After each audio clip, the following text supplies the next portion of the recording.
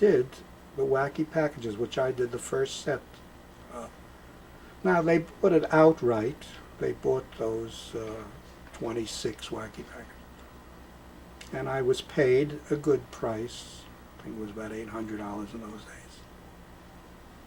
And I left.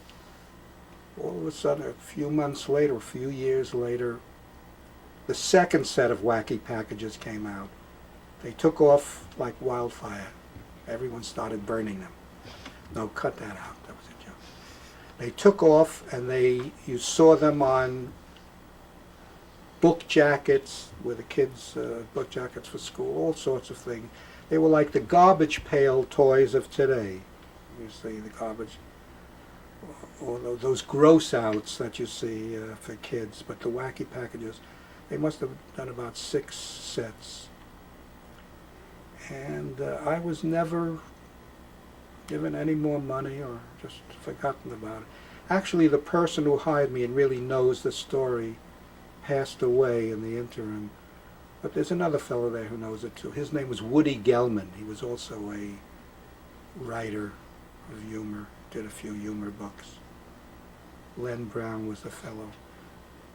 Also working there at the time on a retainer of sorts was Art Spiegelman, who is now doing Mouse, the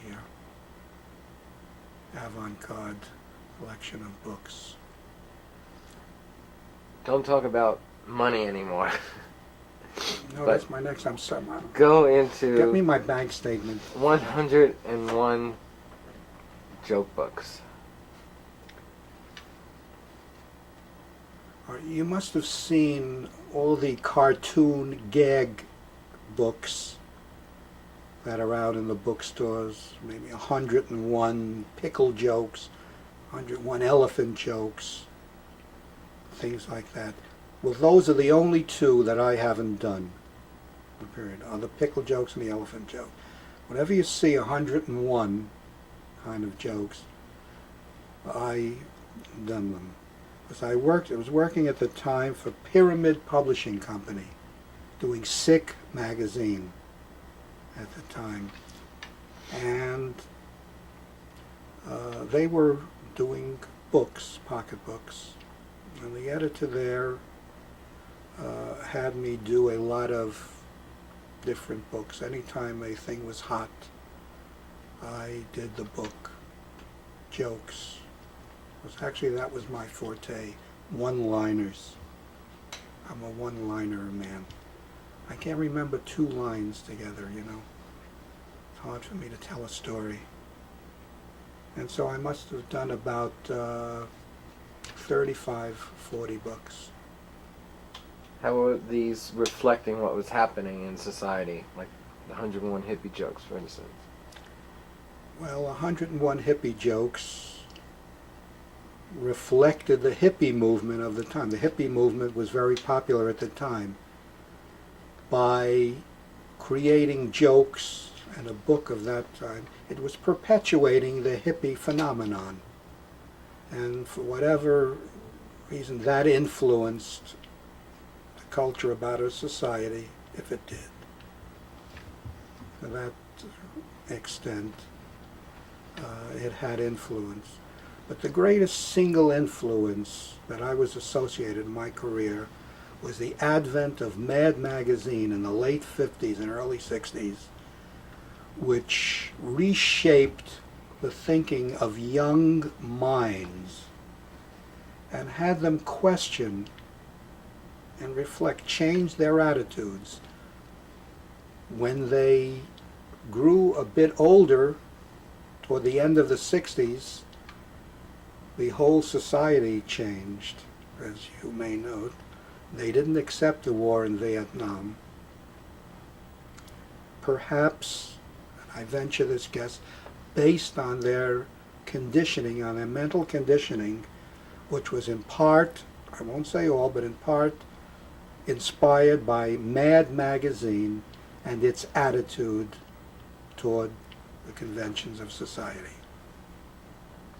Why a magazine like this in cartooning form, why does that have such an impact on society? because kids don't read it. If it was in a straight prose book, they wouldn't even look at it. Pictures, combining pictures with the text and with the thrust of your argument was the thing.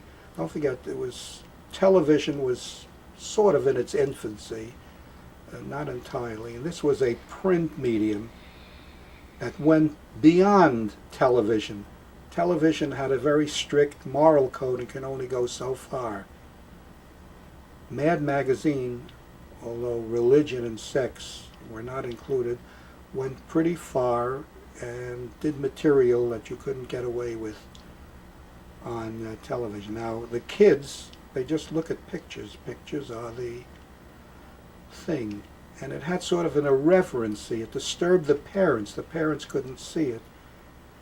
And that might be proof that it had an important appeal, because parents usually look down upon what the children perceive as the key fundamental culture values of their generation. How has television affected cartooning? Television is cartooning. Television has cartoons on it. Cartoons are part of television. Television, in a sense, is a cartoon.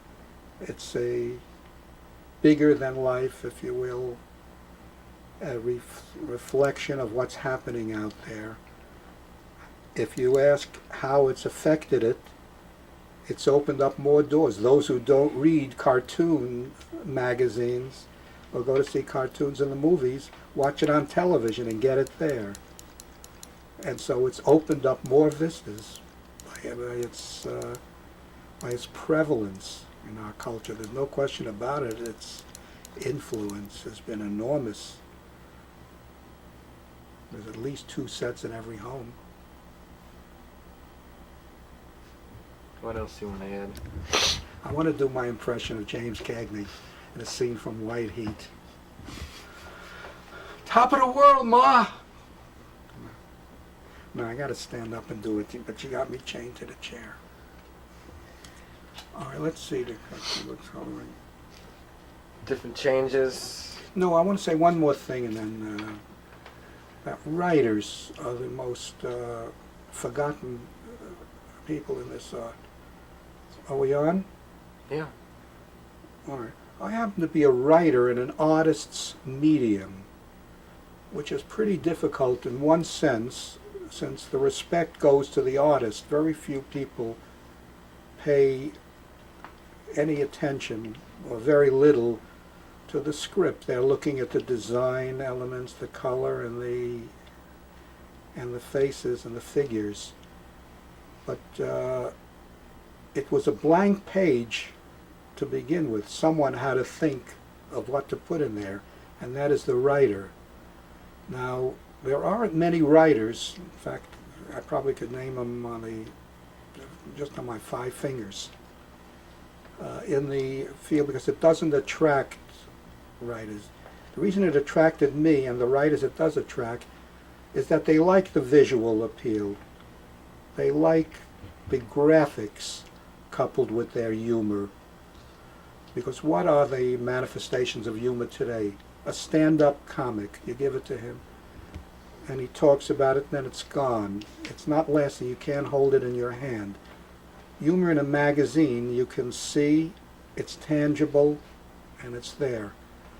On television, and unless you have a cassette of it, it's lost forever on radio. This is a tangible form where you can see, it has graphic beauty. It appeals to those who think pictorially and graphically. And there are not too many people like that. If you're a writer, you usually just write and you forget to.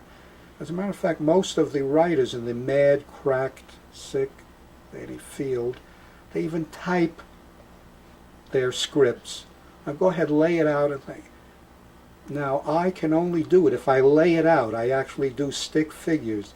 I have to see where everything goes down there.